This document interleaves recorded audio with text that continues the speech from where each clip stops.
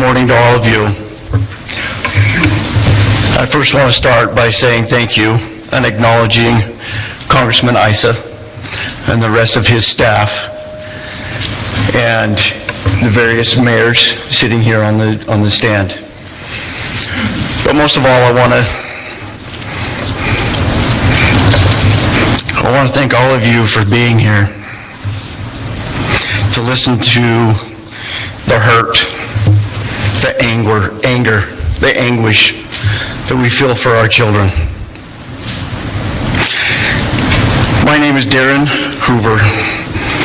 I'm the father of Marine Corps Staff Sergeant Darin Taylor Hoover. I'm his dad, but not the same, as we have different middle names. He's a man unto himself, a self-made man that left a hole in our families when he was taken from us by terrorists. He's left behind some pretty big shoes to fill, and if I'm being honest with you and with myself, they will never be filled. Not for lack of trying, as we strive every day to do, but that's the measure of the man he is and that he was raised to be. We miss him immensely, and time will never heal that wound. Kelly and I were blessed with Taylor, and as his parents, like all other parents, were given the sacred responsibility to protect and provide for his well-being. We were tasked with also teaching him about life. Now he's taught us so much more than we ever did with him. We raised him to know right from wrong. We raised him to be a patriot and to love this country that we are blessed to call home. We raised him to help others as they needed it or saw the need to do so, even if it seemed insignificant at the time.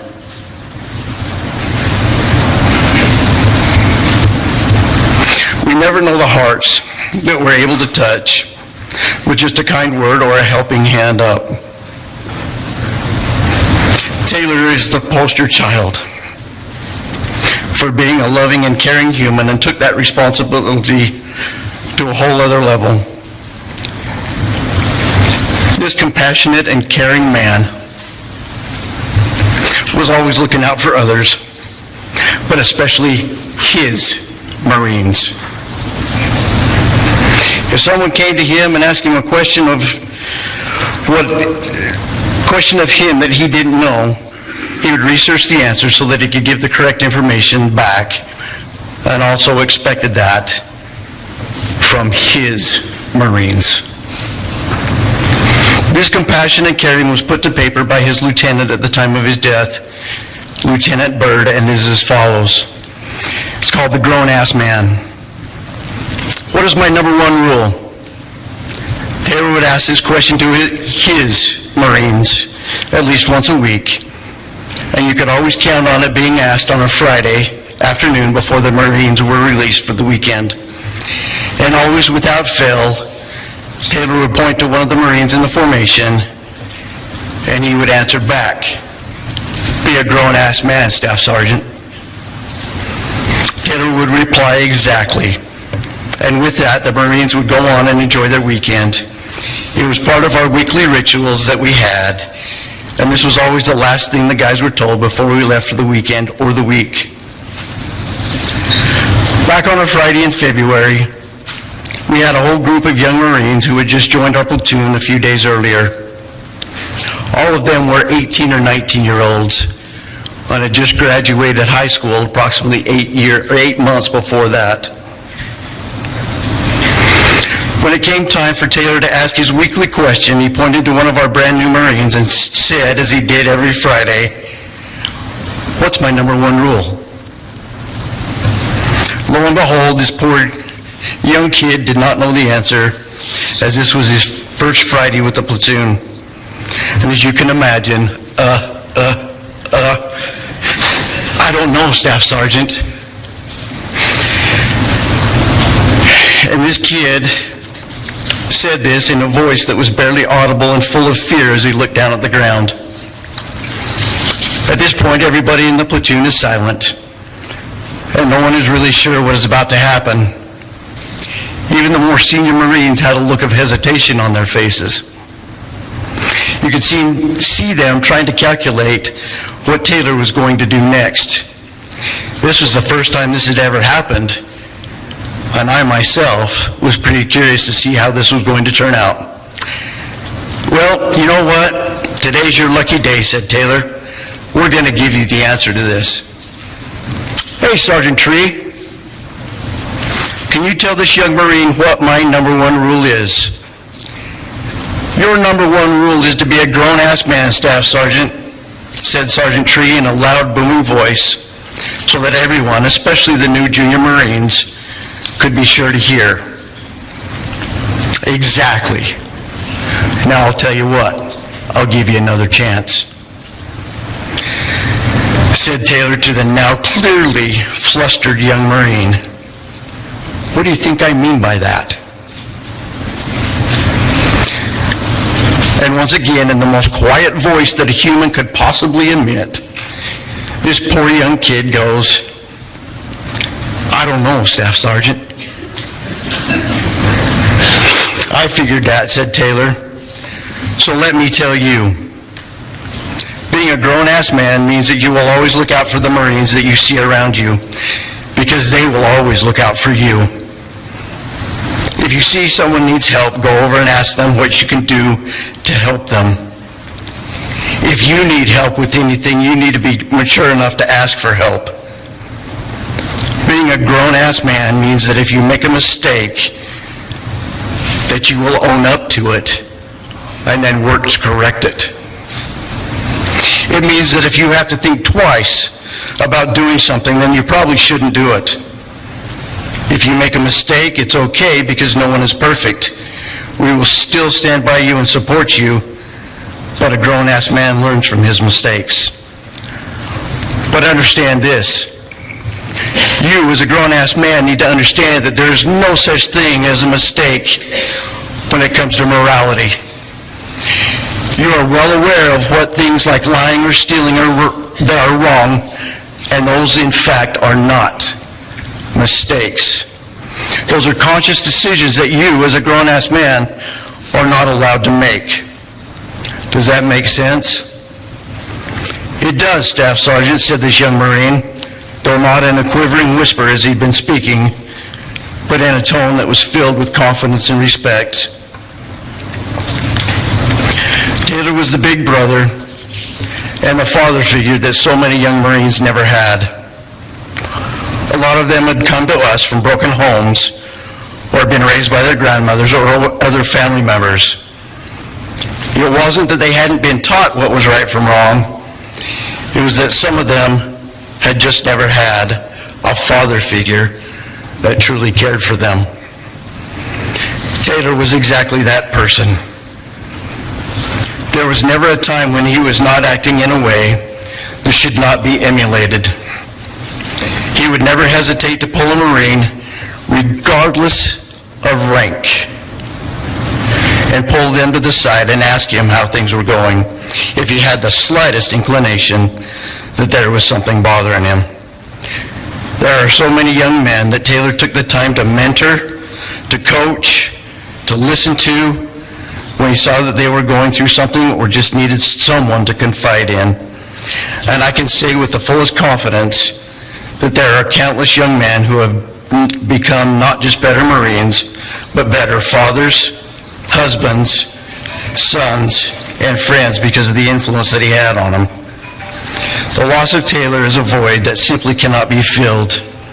I want to assure everyone that Taylor will forever live on, and that his impact will live on through those that he considered his brothers. When new Marines check in, they will hear the stories, not on just his heroic actions, but they will come to embody the values that he stood for. And just like those he directly led, they will as well go on to better men because of it.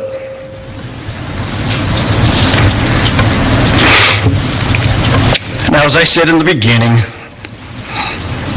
that his mother and I took the responsibility for Taylor's safety and his well-being.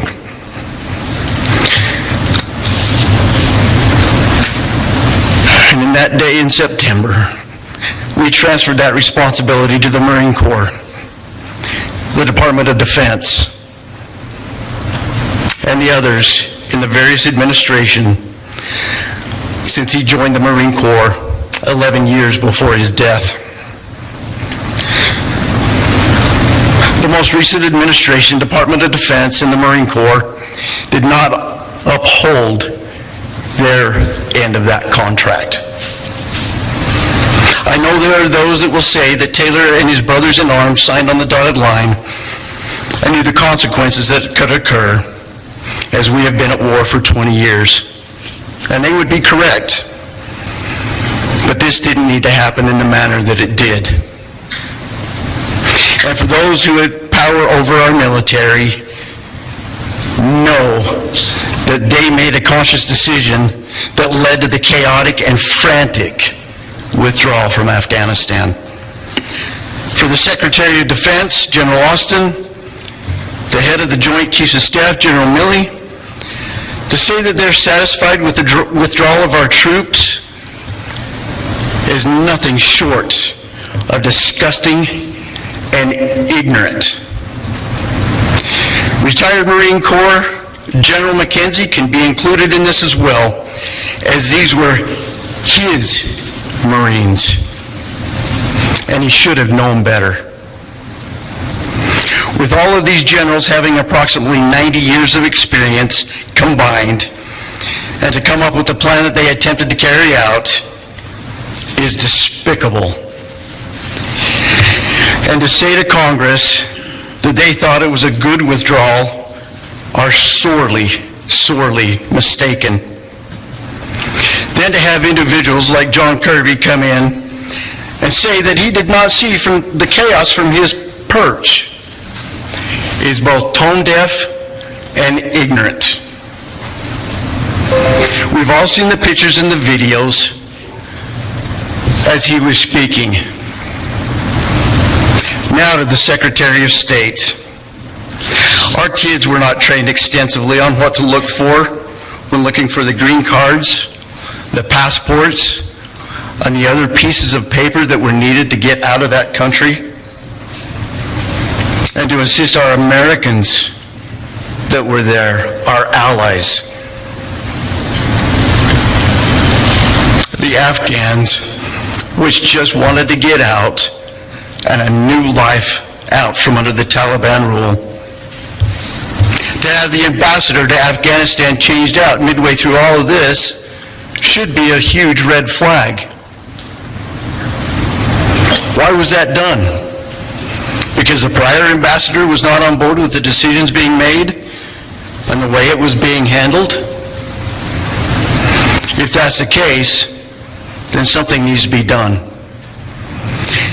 In closing, I'm calling out Secretary Blinken, Secretary Austin, General Milley, General McKenzie, Lieutenant Colonel Whitehead, who could not give the order to the snipers to take out the bomber before he detonated his vest, and ultimately the President. Do what our son did. Be a grown-ass man. Admit your mistakes. Learn from them so that this doesn't happen ever again. You all need to resign immediately. Our sons and daughters have more integrity in their little toes than every one of them combined. You owe it to our families here today, to the other Gold and Silver Star families that have gone before,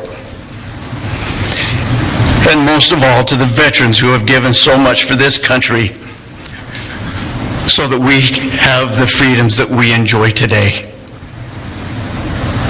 Thank you. Thank you.